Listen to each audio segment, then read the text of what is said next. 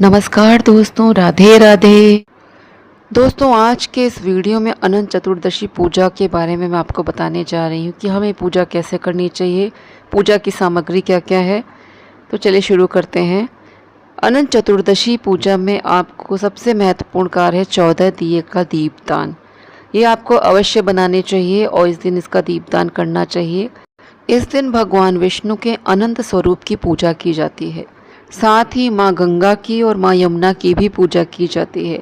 तो आपको पूजा के लिए इन तीनों ही लोगों की फ़ोटो चाहिए।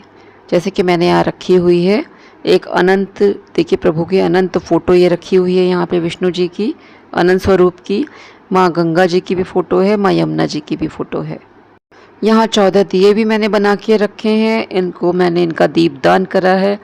आप एक ही दिए में 14 बाती लगाकर भी उसका दीपदान कर सकते हैं। इस तरह से अलग अलग दिए भी बना के दीपदान कर सकते हैं। अनंत चतुर्दशी के दिन प्रातः जल्दी उठकर आप स्नान आदि कर लीजिए।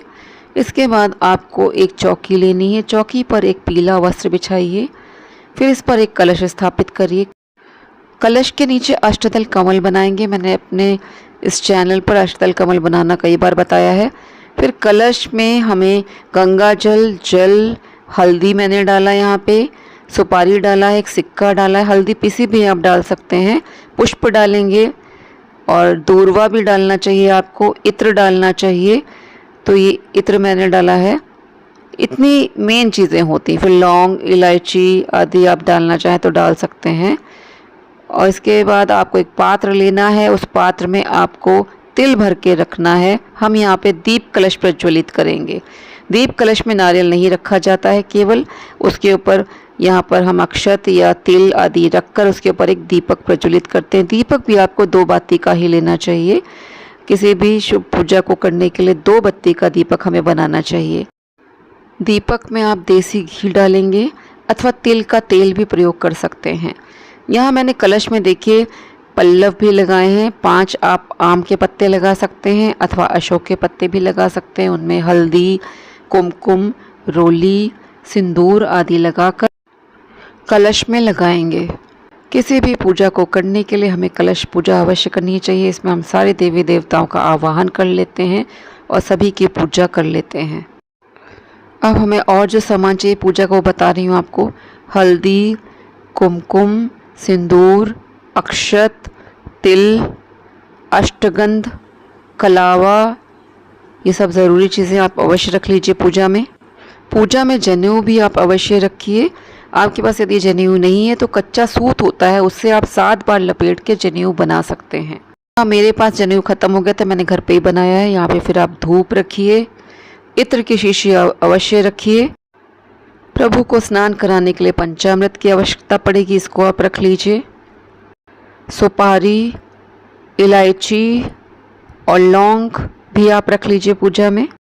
अंत में कपूर से आरती करने के लिए आप कपूर भी रख लीजिए। इन वस्तुओं के अलावा जो आपकी प्रमुख वस्तु है वो है काला तिल। आपको काला तिल अवश्य रखना चाहिए पूजा में। काला नहीं तो आप सफ़ेद तिल ले लीजिए। पीले पुष्प, कुछ लाल पुष्प, पान, दक्षिणा, ये सब भी आप रख लीजिए। किसी भी पूजा को करने के लिए कलश स्थापना के बाद आपको गौरी गणेश अवश्य स्थापित करने चाहिए। इसके लिए एक पान के पत्ते पर आप अक्षत रखेंगे।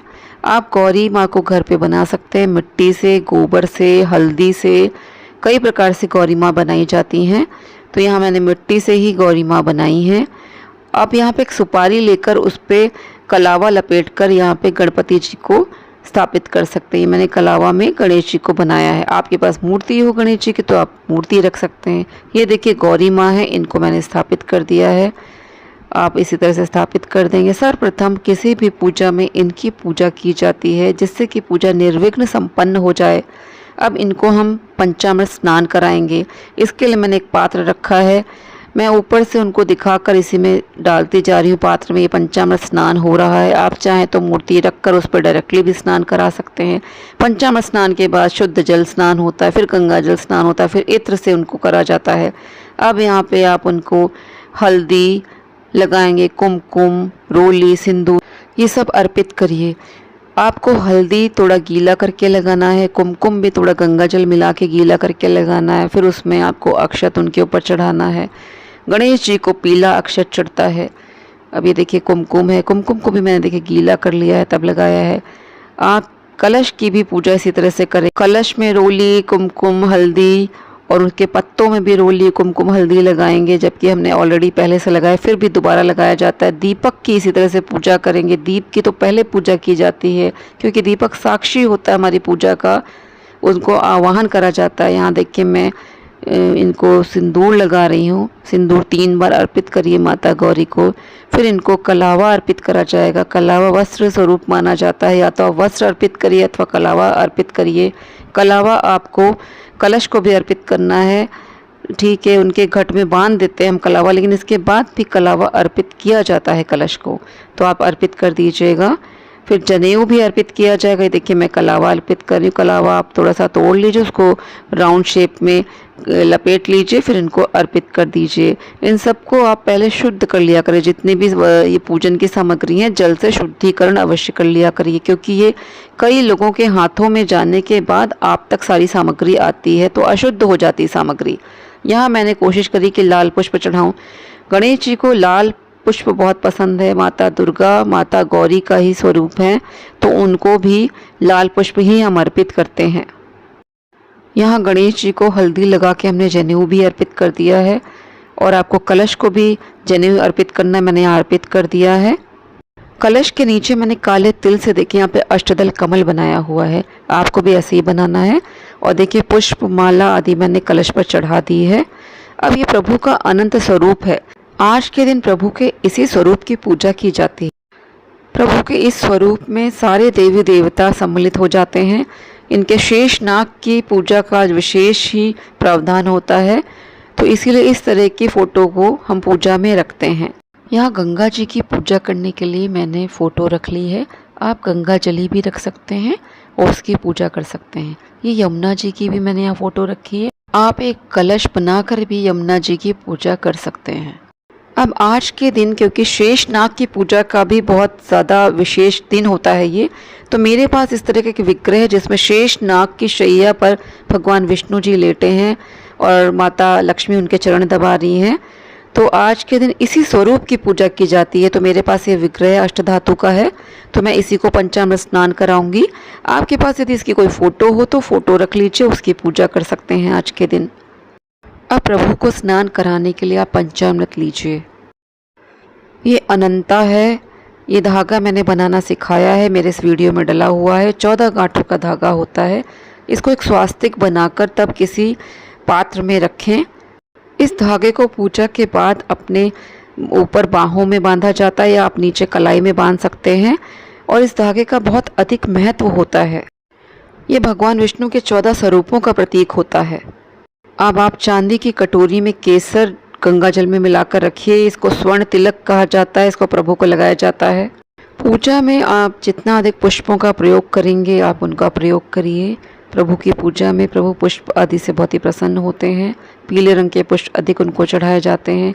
गंगा जल भी मैंने यहाँ पे रखा हुआ है, इसकी पूजा में आवश्यकता पड़ती है। आज के दिन तो गंगा जी की पूजा ही की जाती है। आपके पास उनकी फ़ोटो ना हो तो गंगा जल को गंगा जली को रख के उसकी पूजा कर लीजिए। मैंने यहाँ पे फ़ोटो लगाई हुई है। आपके पास जो भी फल उपलब्ध हो अवश्य चढ़ाइए। कदली फल अवश्य चढ़ाइए। कदली फल केला होता है। यहाँ मैंने 5-6 तरह के फल हैं उनको रख लिया है। नारियल भी चढ़ाया हुआ है।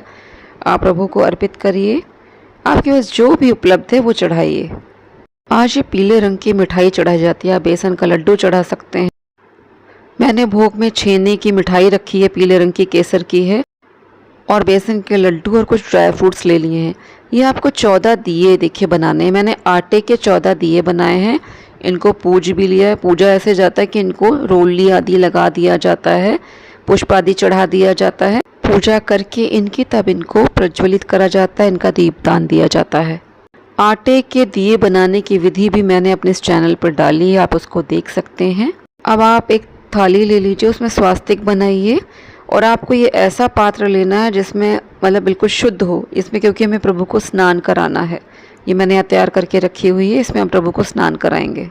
यहाँ हमने कलश की पूजा और गणेश जी की पूजा के बाद अनंत भगवान को भी कलावा और जनेऊ अर्पित कर दिया है। इनको हमने अष्टगंध का तिलक आदि लगा दिया है। माता यमुना और माता गंगा की भी पूजा कर ली है। अब हम लोग यहाँ पे स्नान कराएंगे। जो मेरे पास मूर्ति रखी है यहाँ पर उसको स्नान कराएंगे। यहाँ पे शंख भी रखा जाता है पूजा में। गौरी, गणेश और कलश को मैंने धूप, दीप, नैवेद्य, फल सब अर्पित कर दिया है। गणेश जी को भोग सामग्री अलग से रखी जाती है क्योंकि उनके भोग में तुलसी दल नहीं डाला जाता है और भगवान विष्णु के भोग में तुलसी दल अवश्य डाला जाता है। भगवान विष्णु के इस अनंत स्वरूप के विग्रह को अब मैं स्नान कराने जा रही हूँ। इन्हें हम शंख से स्नान कराते हैं। हो सके तो दक्षिणावर्ती शंख से ही स्नान करवाएं।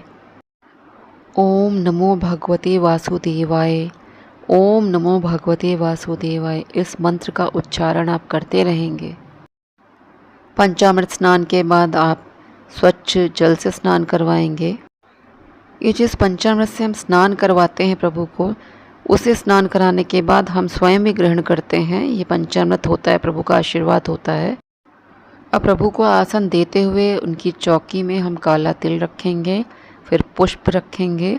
उसके ऊपर प्रभु की उस प्रतिमा को या विग्रह को यहाँ पर हम स्थापित करेंगे। अब माता लक्ष्मी और विष्णु जी का षोडशोपचार पूजन करेंगे। षोडशोपचार पूजन में धूप, दीप, नैवेद्य, तुलसी दल आदि चढ़ाया जाता है। और यहाँ देखिए इनको तिलक लगा रहे हैं हम। अष्टगंध का तिलक, पीला चंदन जो होता है लगाया जाता है।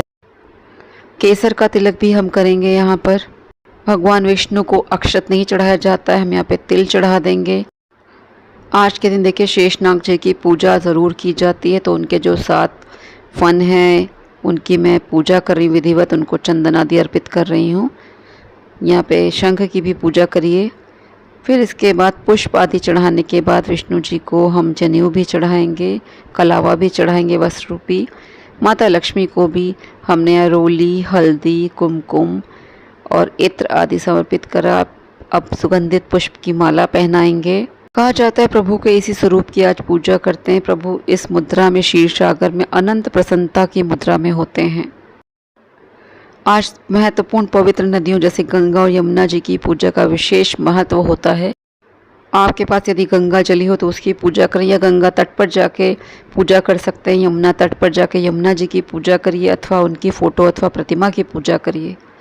यहाँ अब आप धूप जलाइए। धूप जलाने के बाद 3 बार उसको जल से शुद्ध करा जाता है, तब प्रभु को दिखाया जाता है।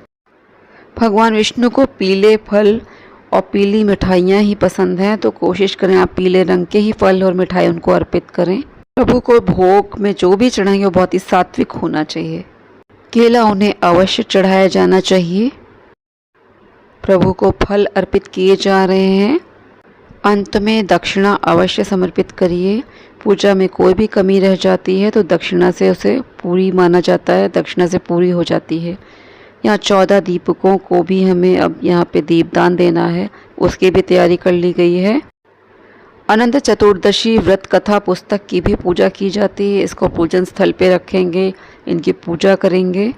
यहाँ अनंत सूत्र भी रखा है पूजा में, उसकी भी मैंने पूजा की है। प्रभु को पान, सुपारी, लौंग, इलायची चढ़ाने के बाद हाथ में पुष्प और तिल लेकर अब हम व्रत कथा को पढ़ेंगे। प्रभु के 3 प्रिय वृक्ष तुलसी, आंवला और केला, इनकी भी पूजा की जानी चाहिए आज के दिन। उन पर आप दीपक आदि दिखाइए, जल चढ़ाइए। इससे आपको विष्णु जी की भक्ति प्राप्त होगी, आपको अनंत गुना फल प्राप्त होगा। कथा करने के बाद आप 14 इसमें विष्णु मंत्र की आहुतियाँ डालेंगे। यदि आप चाहें तो, अगर आप नहीं हवन करना चाहते हैं तो आप इसको स्किप कर सकते हैं। फिर आप 14 दीपक जो बनाएं उनको प्रज्वलित करिए, उससे प्रभु की आरती करिए। तुलसी की माला से आप प्रभु के मंत्रों का जाप करिए, विष्णु सहस्त्र नाम पढ़िए। इस तरह से आपकी पूजा संपन्न होती है। पूजा में आपसे जो भी त्रुटियां हुई हैं, गलतियां हुई, उसके लिए क्षमा अवश्य मांगिए। पूजा में जिस स्थान पे खड़े हैं वहीं पे आपको 3 बार घूम जाना चाहिए। फिर आरती का जो थाली है उसको 3 बार जल से हमें शुद्ध करके फिर प्रभु को सबसे पहले आरती दी जाती है, फिर पूरे घर में आरती दिखाई जाती है। जब कलश के ऊपर रखा दीपक ठंडा हो जाता है, बुझ जाता है, उसके बाद हम कलश को थोड़ा सा आगे खिसका देते हैं। गौरी गणेश जो हमने बनाए हुए हैं उनको भी थोड़ा सा खिसका देते हैं। खिसकाने का अर्थ होता है हमने उनका विसर्जन कर दिया। हम इन सब से कहते हैं कि प्रभु आपने हमारी पूजा बहुत अच्छी तरह संपन्न कराई, अब हम दोबारा पूजा करेंगे, आप फिर यहाँ पे आइएगा, आप तब तक अपने धाम को प्रस्थान करिए। इस तरह से कहकर फिर पूजा आपकी संपन्न हो जाती है। पूजन स्थल पर जो आपने फ़ोटो रखी हैं, प्रतिमा रखी हैं, उनको आप उठाकर फिर से पूजा में रख सकते हैं, उनकी पूजा दोबारा कर सकते हैं। पुष्प पत्ते आदि को आप जल में तो नहीं विसर्जन करना चाहिए, आप भूमि विसर्जन कर दीजिए, गमले में डाल दीजिए। आटे के दियों का बत्तियां निकालकर आप आटे के दिए गाय को खिला सकते हैं। प्रसाद का सब में वितरण कर लीजिए। पान को आप चाहें तो पंडित जी को दे सकते हैं, इलायची, पान, लौंग, इलायची और ये जो जनेऊ होता है सब आप उनको दक्षिणा में दे दीजिए। दक्षिणा जो चढ़ाते हैं वो भी पंडित को दे दीजिए या किसी ज़रूरतमंद या गरीब व्यक्ति को दे दीजिए। और आपने यहाँ पे जो भी अक्षत या तिल का प्रयोग कर रहा है उसे आप पक्षियों को डाल सकते हैं या किसी को दान कर सकते हैं थोड़ा सा और उसमें अधिक मिलाकर। शुद्ध पात्र में जल भरकर उसमें कुछ पुष्प डालकर आप माता गौरी की जो मिट्टी की प्रतिमा बनाई है उसी में विसर्जन कर सकते हैं। चढ़ाए गए प्रसाद का आप सब में वितरण कर दीजिए, गाय को भी खिलाइए, स्वयं भी प्रसाद को ग्रहण कीजिए। पूजा के बाद अनंता जो आपने बनाया 14 गांठ का धागा उसे अपने बाजू में या कलाई में बांध लीजिए। स्त्रियाँ इसको दाहिने हाथ में बांधेंगी, पुरुष इसको बाएं हाथ में बांधेंगे। ये 14 दिन तक तो एटलीस्ट आपको बांध के रखना चाहिए, फिर उसका विसर्जन कर देना चाहिए। हो सके तो पूरे साल इसको बांधने के बाद तब इसका विसर्जन करिए, ये बहुत शुभ फल प्रदान करता है। तो दोस्तों यहीं पे मैं अपना आज का वीडियो समाप्त करती हूँ। अपने नेक्स्ट वीडियो में मैंने आपको अनंत चतुर्दशी व्रत की कथा और अनंत धागे को बांधने के नियम आदि बताएं, उसे अवश्य देख लीजिए क्योंकि वीडियो बहुत ज़्यादा लंबी हो रहा था, इसमें मैंने कथा नहीं सुनाई है। तो हम मिलते हैं नेक्स्ट वीडियो में। जय श्री कृष्णा, जय श्री राधे।